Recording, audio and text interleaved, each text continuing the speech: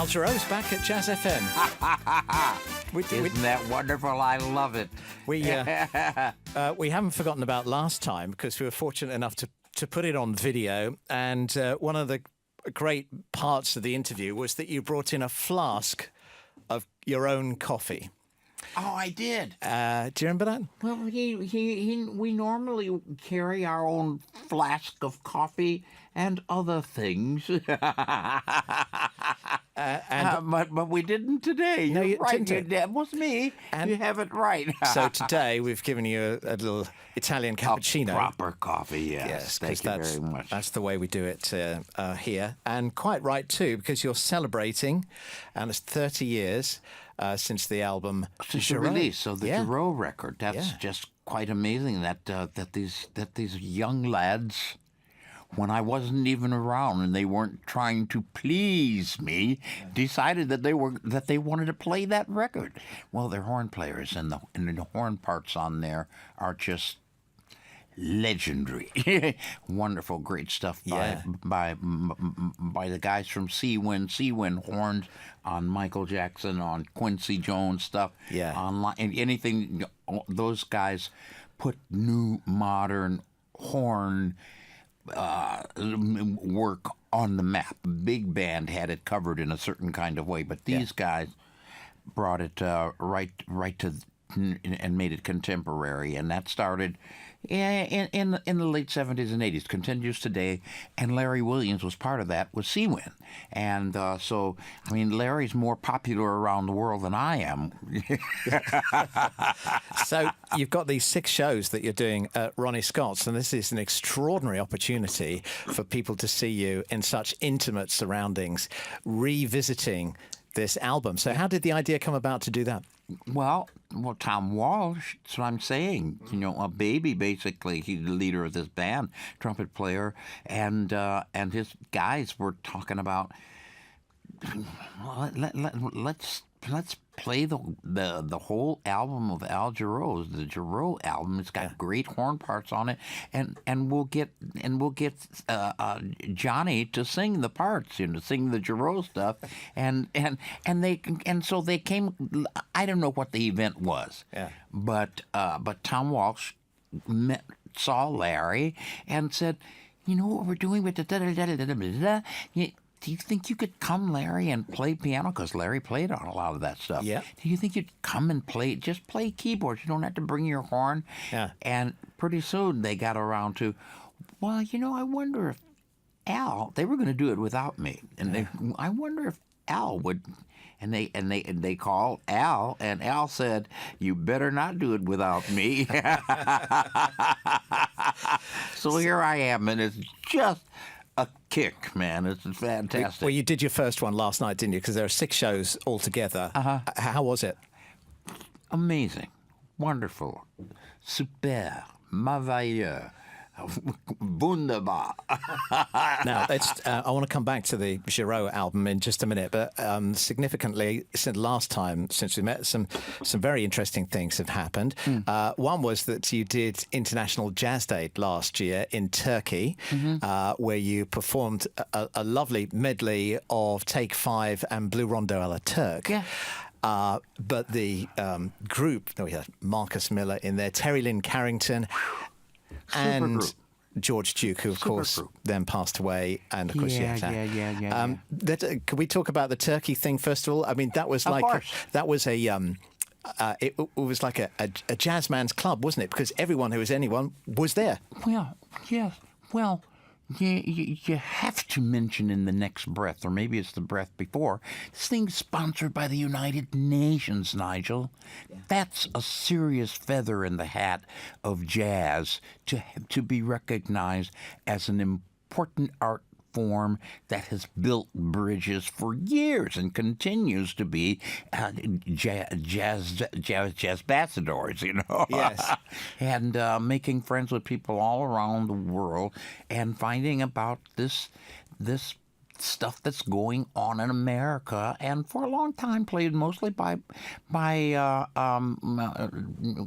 a lot by black guys, but white guys too, and finding that the form worked for everybody, Yes. and so, yeah, quite something to have that happen, and there was a who's who there. And to do those two compositions, which were inspired by Turkish musicians, it really came full circle, didn't it? You're absolutely right.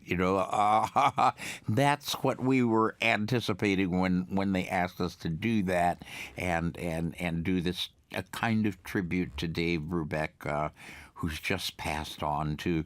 And we've lost some really good ones here recently, including George Duke, and I'm doing a tribute record as we speak. We've got tracks, and Stanley Clarke is involved, and Marcus Miller, and Boney James, and Jeffrey Osborne, and we're making phone calls to a lot of people to come and participate who knew George and who worked in studio with him and played with him. But nobody goes back to when George was 19 and illegal to come in a club. I did. His mother used to come and say to the club owner, Warren, now you get George home as soon as he's got to play church on Sunday morning. Oh, great stories. I'm going to take you back to our 30 years anniversary of Jarreau, the album. And so Grammy nominations aplenty for this. And I believe Jay Graydon got the Producer of the Year that particular year. So this is really a very significant album. I remember it so well. I had a vinyl copy of it, which I don't anymore. Otherwise I would have brought it in to get you to sign. But everybody still loves Morning and Boogie Down. There's just some really fine writing on this record, which represents a kind of high point of writing and recording for me in my career. There have been others, but that certainly is one of the great ones. Do you have particular favorites from that album? Well, I just mentioned a couple that I play all the time these days. I can't go on stage and come off the stage without playing Morning and Boogie Down. Yeah. The others they have not been played for years and years, and I'm having to learn stuff. Oh, we've made a run at Trouble in Paradise and Black and Blues, in more recent times, but not on a regular basis like Morning and Boogie Down and We're in This Love Together. Those get played every night, or folks show up at the hotel. Well, I'd almost forgotten about Trouble in Paradise, and yet when that album first came out, I really loved it. So I'm glad that you're revisiting that. Yeah. How about, because you're performing the entire album, The aren't you? entire album, top to bottom, Tommy. So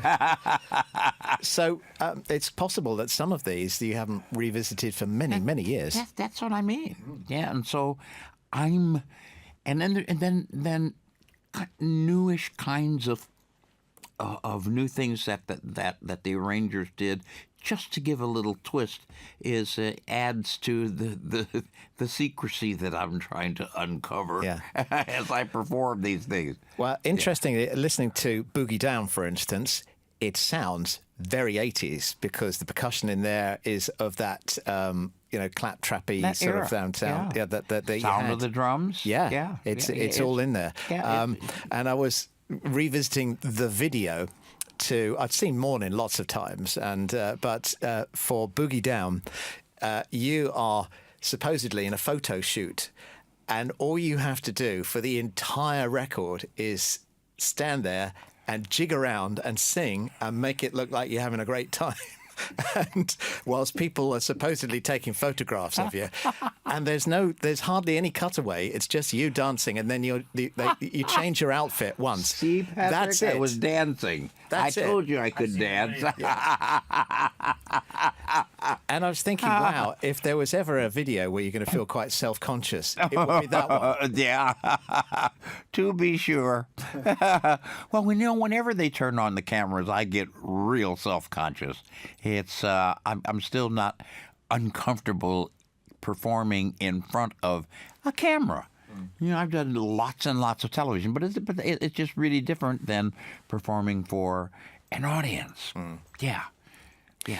Another thing I wanted to touch on was your Grammy nomination for the Metropole Orchestra album, which we absolutely loved here and still play. And that was really quite a thing, was it, to get in front of this symphony orchestra / big band, and really go to town on your songs. You got it right. Symphony orchestra / big band, guys who play like Basie with strings, you know, just kicking it with a trio.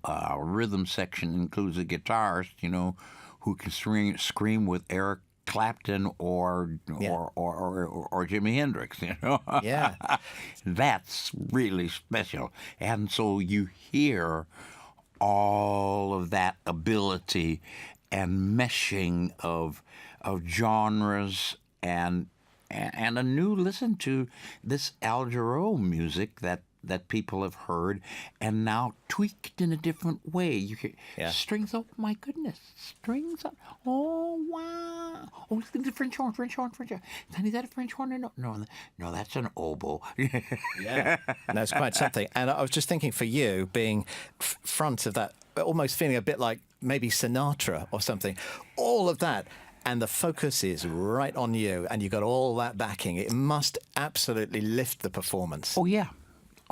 Well, you just get all of those colors that are able to describe any musical form that's ever been played. You get an orchestra like that. They're not going to play Parliament Funkadelics, you know, and they're not going to play Herbie Hancock, but they could accompany Herbie Hancock and Parliament Funkadelics if you showed them the right stuff to play. All of that ability is in the big orchestra. And so, you know, I join a long line of people, including Coltrane and Miles, who recorded with orchestra. Charlie Parker with strings, yes, remember that? Wow, quite something. Al Jarreau, thank you. Congratulations on 30 years since Jarreau. And come back in another 30. I would love that. Let's make a date.